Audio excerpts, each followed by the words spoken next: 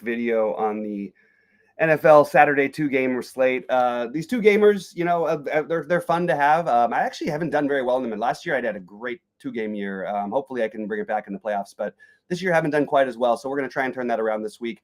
Although I'm not actually able to play where I'm down in Mexico, and I did not enter the tournaments for this week before I left because they weren't up yet. So I'm wishing you all luck, but I'm going to go through what I'm thinking about for this week, and we will see what we can come up with as some plays. I do not believe we will be live for Saturday, but going to have somebody live for Saturday, whether it's myself, Rody, anyone. I'm going to do my best for Sunday for the last week of the season. But looking forward to the playoffs. All right.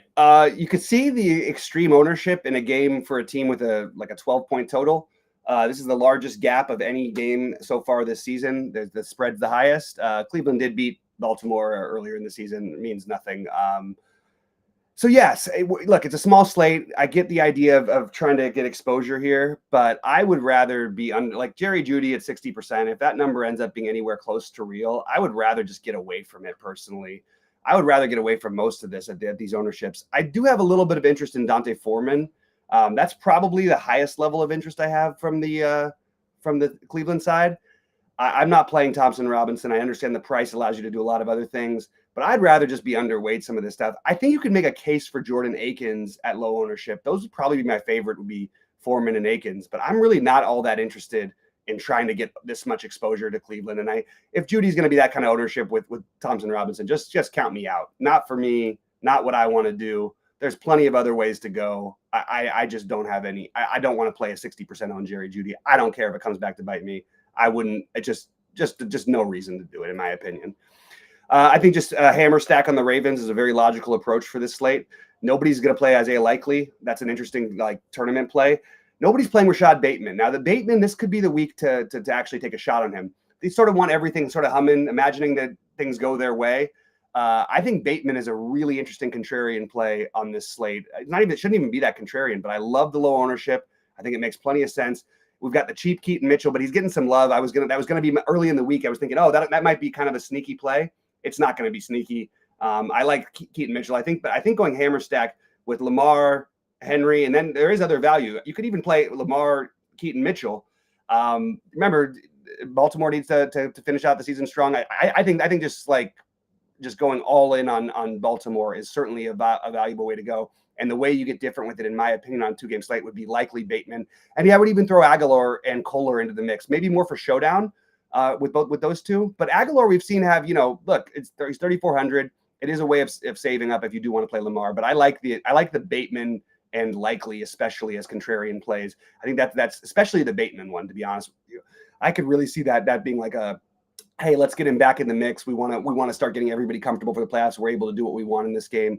Why not? Why not take some shots with Bateman? I think it's a really, really good way to go.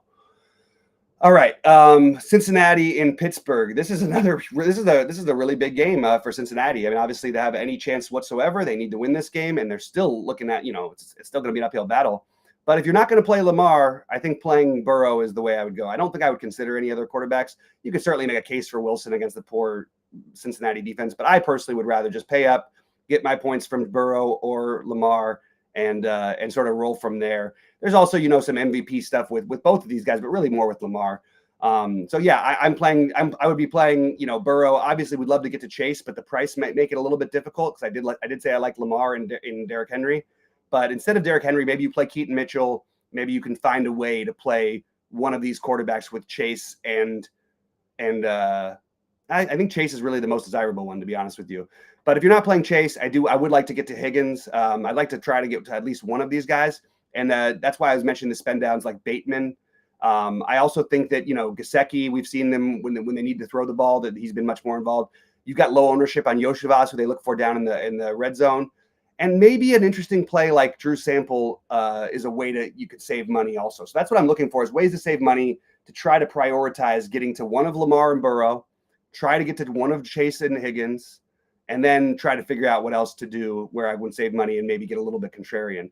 I also think playing some Bengals defense is just a little bit of an interesting way to maybe just get some low ownership on a defense. Defense is a high variance position, obviously. We've seen Russ make mistakes plenty of times, so I don't mind that at all. But I would like to fade Cleveland almost entirely I'd like to be very high. Maybe you throw in Elijah Moore because you need the savings, but other than that, I really don't have any interest in Cleveland.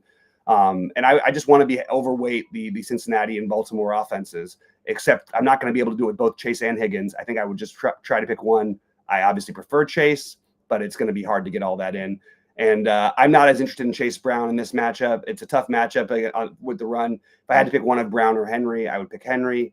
But again, I'm not probably going to be able to do that because I would probably be looking at a guy like Keaton Mitchell because I would like to play that Jamar Chase or Higgins and with one of the expensive quarterbacks, so it gets a little tricky. I already mentioned Likely, though, and Bateman as contrarian plays. I think that Gesicki and Yoshivas are the other guys you can spend down on, and potentially a play like Sample or Hudson gets you in the end zone once, maybe gets 10 fantasy points. That might be enough to get you different and give you a chance to win the slate. All right, so let's talk Pittsburgh. Kind of a weird situation for them. They're going to be nearly locked into their spot, I believe, if Baltimore wins the first game.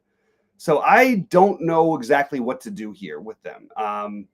I think that if you're playing just from a raw basis, I think you're playing Pickens. You try to get Pickens with one of the Cincinnati receivers, maybe Bateman as the other receiver from Baltimore. That's sort of what I'm looking at.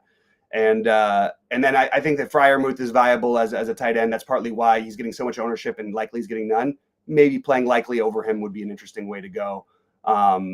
I think Jalen Warren in this match, I think this matchup actually could go more to Harris. So kind of like the idea of flipping the script from what we've seen the last couple of weeks where it's been Warren. I think Harris actually might be the one I'd go a little bit higher on. You do have the cheap Calvin Austin.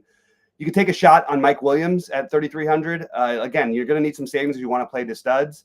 And he's another one that crossed my mind, but a little further down the list than the other guys. If you take it, for example, Mike Williams and Isaiah Likely at the same ownership, I think we play Isaiah Likely in that situation. However, if Mike Williams is going to have a big play against a defense that gives up big plays, it certainly seems like the week you could do it.